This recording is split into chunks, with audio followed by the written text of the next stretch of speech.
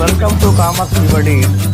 Subscribe the channel and click on the bell icon to receive the notification. How are you? Welcome to my YouTube channel Commerce Everybody. విద్యార్థులారా, ఈరోజు మీకు ఒక మంచి టాపిక్ని నేను వివరించబోతున్నాను. అదేమంటే షరతులు మరియు పూచీలు, కండిషన్స్ అండ్ వారంటీస్ అంటాం వీటి ఇంగ్లీష్లో. షరతులు పూచీలని కాంట్రాక్ట్ యొక్క నిబంధనలుగా మనం పేర్కొనవచ్చు. ఇవి కాంట్రాక్ట్ ఏర్పడడానికి మరియు కాంట్రాక్ట్ అమలుపరచడానికి లేదా కాంట్రాక్ట్ రద్దు చేసుకోవడానికి ఉపకరించే రెండు ముఖ్యమైన నిబంధనలు. సో కాంట్రాక్ట్ యొక్క నిబంధనలు మనం షరతులుగా మరియు పూచీలుగా విభజించుకుంటాం విద్యార్థులరా. ఆ వస్తు విక్రయ చట్టం సెక్షన్ 12(2) ప్రకారము షరతును ఏ విధంగా నిర్వచించాలో చూద్దాం. కాంట్రాక్ట్ మూల ప్రయోజనానికి ముఖ్యమైన నిబంధనలే షరతు. కాంట్రాక్ట్ యొక్క మూల ప్రయోజనానికి అవసరమైన ముఖ్యమైన నిబంధనే ఈ షరతు అనేది. షరతు ఉల్లంఘించబడితే కాంట్రాక్ట్ రద్దయినట్లుగా భావించడానికి కాంట్రాక్టు పార్టీలకు హక్కు ఏర్పడుతుంది. అంటే షరతులు కాంట్రాక్ట్కి మూలాలు కాబట్టి ఈ మూలాలు కనుక రద్దయినట్లయితే లేదా ఈ మూలాలు కనుక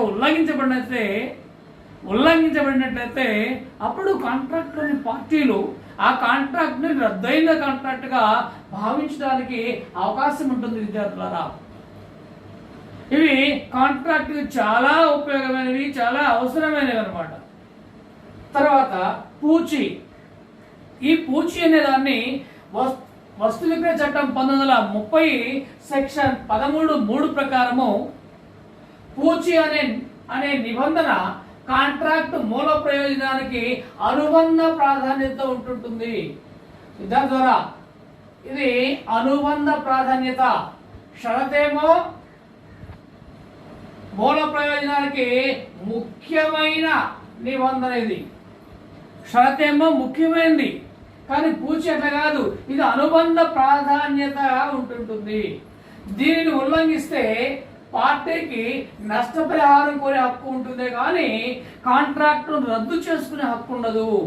విద్యార్థులారా, కొన్ని సందర్భాల్లో కాంట్రాక్ట్లో షరతులు లోపించవచ్చు లేదా ఉల్లంఘించబడవచ్చు, లేదా పూచీలు ఉల్లంఘించబడవచ్చు లేదా లోపించవచ్చు. ఆయా సందర్భాల్లో షరతు కనుక ఉల్లంఘించబడినట్టయితే కాంట్రాక్ట్ రద్దు అయినట్లే. ఆ విధంగా కాంట్రాక్ట్ పట్ల భావించే హక్కు వారికి ఉంటుంటుంది. కానీ పూచీ అనేది అంత ప్రాధాన్యత కలిగింది కాదు. కేవలం ఇది మూల ప్రయోజనానికి అనుబంధ ప్రాధాన్యత ఉంటుంటుంది. ఇది ఒక సెకండరీ వన్ అన్నమాట. కాబట్టి దీని ఉల్లంఘనకు కాంట్రాక్టు పార్టీలు కాంట్రాక్ట్ రద్దు చేసుకునే హక్కు మాత్రం ఉండదు. ఈ పూచీలు ఉల్లంఘించబడినందుకు కేవలం ఎదురు పార్టీ నుండి నష్టపరిహారం కోరే హక్కు మాత్రమే ఉంటుంది విద్యార్థులారా. సో ఈ కాంట్రాక్టులో ఉండే నిబంధనలను షరతులు పూచీలుగా మనం విభజించుకోవడం అయింది. ఇక్కడ మనకు కేసులో ఉంది విద్యార్థులారా, హారిసన్ వర్సెస్ పాస్టర్ అనే కేసు ఒకటి ఉంది. ఈ కేసులో ప్రతివాది దగ్గర రెండు చిన్న నౌకలను కొట్టడం జరిగింది విద్యార్థులారా. ఆ కొనుగోలు చేసేటప్పుడు అమ్మకందారు కొనుగోలుదారికి ఏం చెప్పారంటే ఇవి 700 టన్నుల కెపాసిటీ కలిగిన నౌకలను చెప్పడం జరిగింది. దాన్ని బేస్ చేసుకొని ఆయన 2 నౌకలు కొన్నాడు కొనుగోలుదారు. తీరా ఆ యొక్క నౌకల సామర్థ్యాన్ని పరీక్షించినప్పుడు వాటి సామర్థ్యము కేవలం 600 టన్నులు మాత్రమే.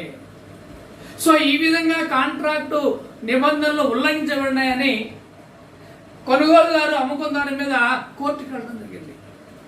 కోర్టు వారి విషయాన్ని పరిశీలించి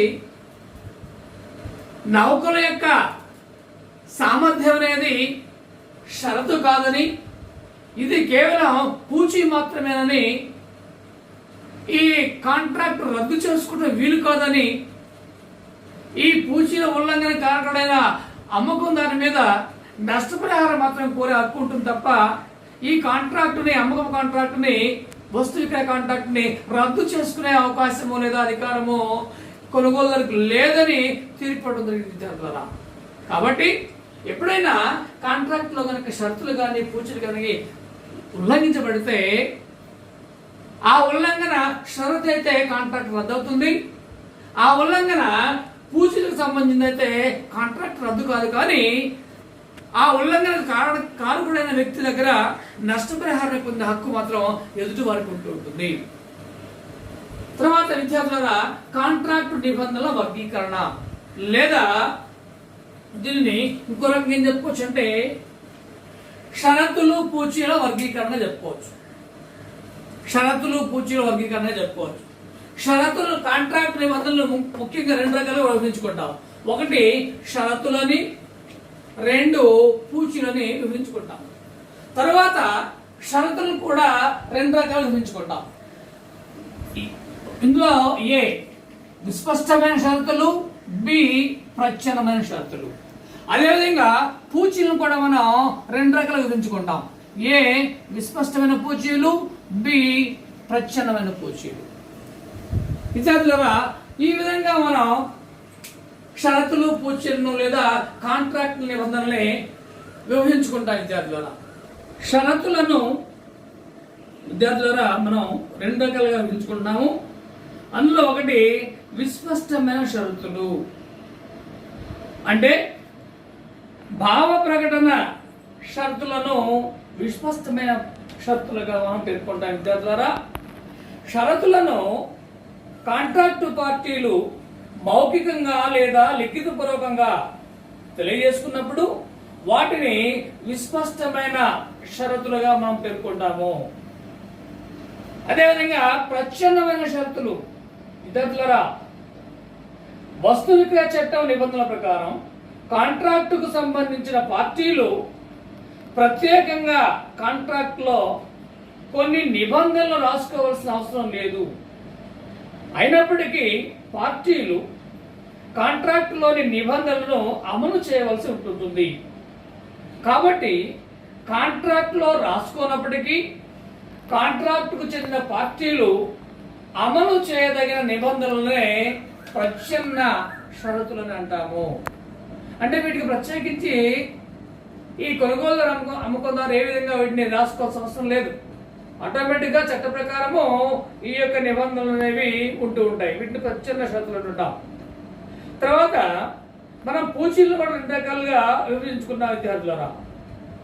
అందులో విస్పష్టమైన పూచీలు అంటే పూచీలను భావ ప్రకటన ద్వారా తెలియజేసినట్టయితే వాటిని విస్పష్టమైన పూచీలుగా చెప్పుకుంటాం. కాంట్రాక్టు అంశాలను కాంట్రాక్టు పార్టీలు మౌఖికంగా లేదా లిఖితపూర్వకంగా ఒకరికి ఇంకొకరు తెలియజేసుకోవడాన్ని విస్పష్టమైన పూచీలుగా మనం చెప్పుకుంటాం.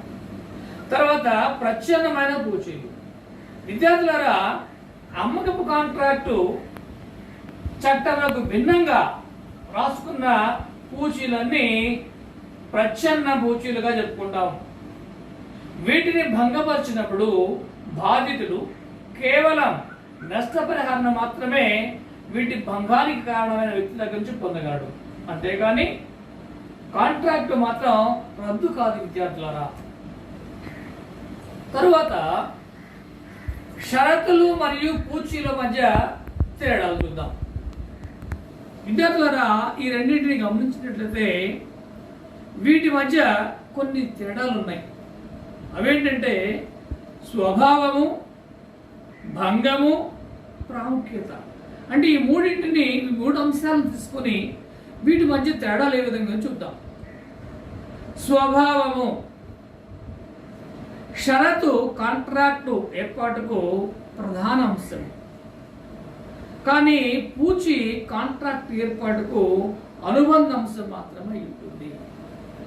అంటే షరతు యొక్క స్వభావం ఏమో ప్రధానము కాంట్రాక్ట్ ఏర్పాటుకు, కానీ పూచి స్వభావం మాత్రం కేవలం అనుబంధం మాత్రమే.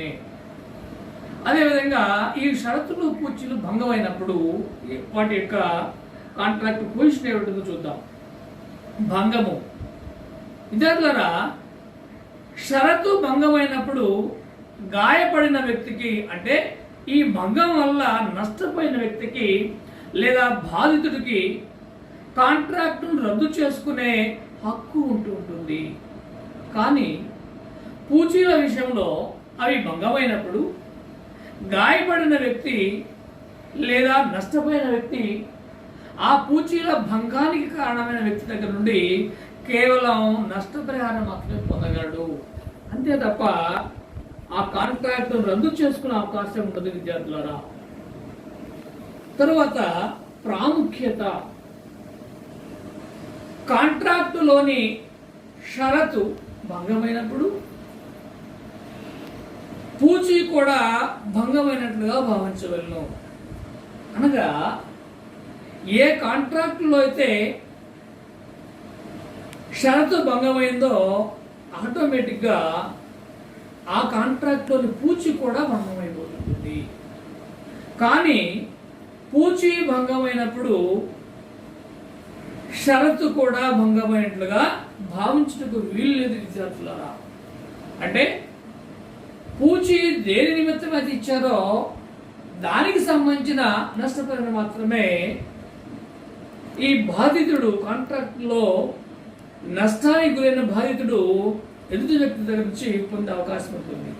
అంతేకాని కాంట్రాక్ట్లో షరతులు మాత్రం రద్దయినట్లుగా లేదా భంగపడినట్లుగా మనం భావించడానికి అవకాశం లేదు విద్యార్థులారా. ఈ విధంగా వస్తు విక్రయ చట్టంలో షరతులు పూచీలు అనేవి చాలా ప్రాధాన్యత ఉంటుంది. ఎప్పుడు షరతు అవుతుంది ఆ నిబంధన, ఎప్పుడు నిబంధనను పూచీగా భావించాలో జాగ్రత్తగా గమనించాలి. మీరు షరతులు అనేవి కాంట్రాక్ట్ మూల ప్రయోజనానికి చాలా ప్రాధాన్యత కలిగినవి. పూచీలు మూల ప్రయోజనానికి అనుబంధమైనవి మాత్రమే. షరతు కనుక రద్దయితే లేదా ఉల్లంఘించబడితే కాంట్రాక్టు ఉల్లంఘించబడుతుంది లేదా కాంట్రాక్ట్ రద్దు అవుతుంది.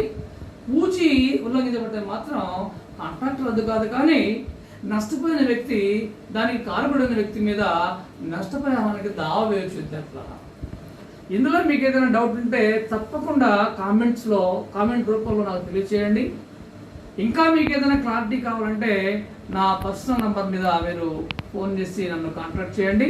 తప్పకుండా మీ డౌట్స్కి నేను రెస్పాండ్ అవుతాను, మీకు తగిన నివృత్తి చేస్తాను విద్యార్థులారా. మీరు మాత్రం ఒక్క విషయం గుర్తుపెట్టుకోవాలి, మన ఛానల్లో ఉన్న వీడియోల్ని చూసి వెళ్ళిపోవడం కాకుండా వీటిని తప్పకుండా మీరు లైక్ చేయాలి. లైక్ చేయడం అంటే ఏమీ కాదు, ఈ టాపిక్ మీకు అర్థమైంది అని చెప్పడమే లైక్ చేయడం. కాబట్టి ప్రతి టాపిక్ని చూడండి, వీడియోని చూడండి. ఆ వీడియోని చూసిన తర్వాత మీరు దాన్ని లైక్ చేయండి, అనేక మందికి మన వీడియోల్ని షేర్ చేయండి. ఇంకా మీలో ఎవరైనా మన కామర్స్ ఈవెంట్ ఛానల్కి ఇప్పటికీ ఇంకా సబ్స్క్రైబ్ కానట్లయితే వెంటనే సబ్స్క్రైబ్ అవ్వండి విద్యార్థులారా. సబ్స్క్రైబ్ అవ్వడం అంటే ఫ్రీ ఆఫ్ కాస్ట్తోనే, మీరు ఎవరికి ఏ విధమైన డబ్బులు చెల్లించాల్సిన పని లేదు. ఇది కేవలం ఉచితమైన సేవ. సబ్స్క్రైబ్ అంటే వేరే విధంగా మీరు అర్థం చేసుకోవద్దు. ఫ్రీగా మా ఛానల్లో ఉన్న వీడియోస్ అన్నింటి మీరు తిలకించడానికి, ఎప్పటికప్పుడు అప్డేట్స్ మీరు పొందడానికి ఈ సబ్స్క్రిప్షన్ ద్వారా మీకు ఒక అవకాశం ఏర్పడుతుంది. కాబట్టి తప్పకుండా సబ్స్క్రైబ్ అవ్వండి. మరొక మంచి టాపిక్తో త్వరలో మీ ముందుంటాను. అప్పటి వరకు మన ఛానల్లో ఉన్న వీడియోస్ అన్నింటినీ మీరు జాగ్రత్తగా ఫాలో అవ్వండి.